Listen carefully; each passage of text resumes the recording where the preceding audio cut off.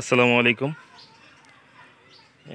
আমরা গোখাদ্যের জন্য এই ভুট্টাগুলো কেটে নিয়েছি আমাদের নিজস্ব ক্ষেত থেকে এই এবং এটা সাইলেসের জন্য প্রস্তুত হবে। এই যে আমরা এই ভুট্টাগুলো কাটার পরে এই গোড়া থেকে কিছু মরা পাতা থাকে এখানে, এই মরা পাতাগুলো ফেলে দিয়েছি।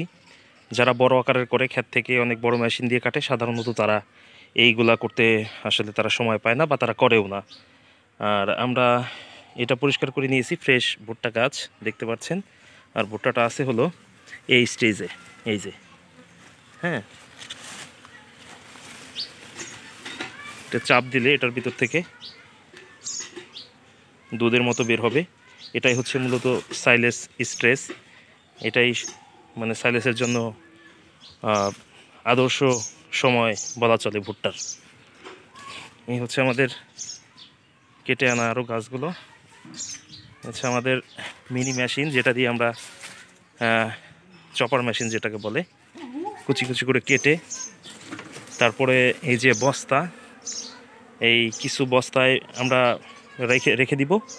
আর হচ্ছে আমাদের বাংকার, এই বাংকারের মধ্যে আমরা এই যে সাজিয়ে ফেলেছি। এটা হচ্ছে 3500 কেজি ধারণ ক্ষমতা সম্পন্ন একটা বাংকার।